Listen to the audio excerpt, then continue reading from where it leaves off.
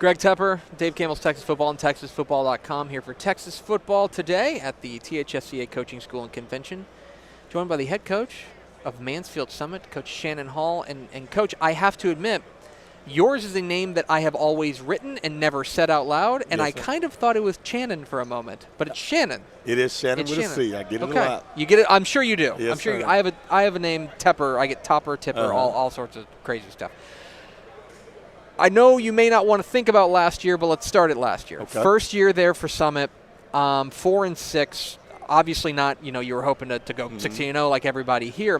What did you learn from last year in your first year there with Summit that you're going to be able to use going forward? Well, you learn the temperament of the kids. You understand their expectation, how they work, in personnel and personalities and competitive levels. That's what I learned, and it was a good learning experience. We had fun.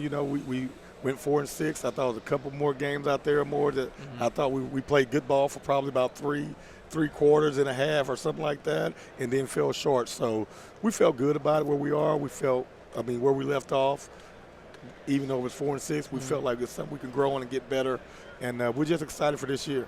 How much of it goes down to learning how to close, learning how to finish those last 6 minutes? So many of these games are decided in the final 6 minutes.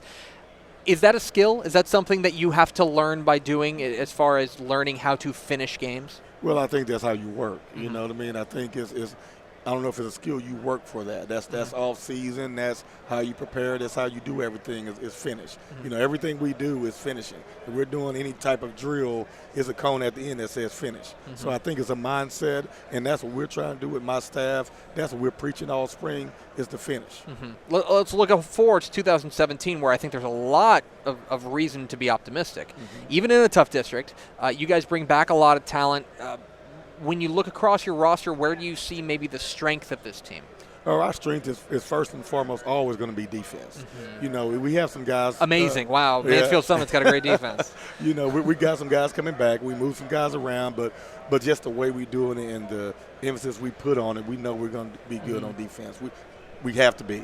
That's our motto. So we start there, and we got some guys at cornerback that I think are going to be special. We have some D-line that we do some great things up front that I think are going to help us, and some of those guys are coming back. And then offensive line. We have 4 out of 5 are coming back, or 3 out of 5, but the fourth one played a little bit, and we're counting on very highly. So we feel good up front. We got those guys back, and, of course, we got the quarterback back. He was a sophomore last year. He played at 6'2", 162 last year. Right now he's about 6'2 and a half, 190. Okay. So we feel good about it. Yeah. And if he can do the things and lead the troops, we should be okay. I want to ask you, this is the first time we've spoken. I want to ask you about the move to Mansfield. You were at Shoemaker in Killeen, and you make the move up to take the job at Summit. What about moving, either to Summit or to Mansfield ISD particularly appealed to you?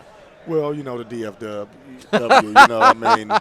when you put that from a sports, athletic standpoint, you can't beat it. And then you go academically. I have 4 kids, and so academically, Mansfield ISD, the standard's so high academically and how they do it, it's just great. And I wanted my kids to be a part of that. Love Shoemaker, love Killeen ISD. I was there a long time, as an assistant and the head coach. So I got nothing but love for that place. But Mansfield's a special place with high expectations. That's for sure. And great competition. The district's probably tough in the state. So it's up there. So we jump right in and let's go get it. Yeah, no pressure. But every week might be a district championship game, basically. No every question team's about it. 4 kids. How many of them are going to be playing football? One. Okay. Well, 1.5, maybe 2. I have a 8th, 9th, 10th grade boys, and I have a 6-year-old daughter. Okay. So my oldest. 6-year-old daughter, I don't know. She wants to be a cheerleader. She's okay, not good. But can't beat that. Need those two. Need that, yeah. So, it's going to be fun, but they're all in athletics. They play basketball, just stay busy, and get after those grades. So we have a magazine, 400 pages, and it lists a bunch of high school players. Are we going to be seeing the name Hall in there in the coming years? Are we going to see maybe some bloodlines? It better be.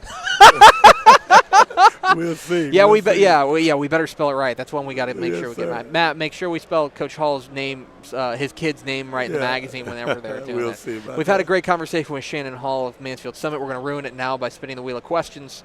Some good questions, some dumb questions on here. Coach Channon Hall, if you would give that thing a spin. Give it a spin. We can figure out exactly what question you're going to be answering here. Texas Football Today at Coaching Convention. Fantastic. All right. Who is your biggest coaching influence? Who is the person, or you can name two if you need to. Two. Coaches that have influenced who you are as a head coach now. I think it starts with Ross Rogers. You know, he's a Hall of Fame coach and coached me, and I coach with him.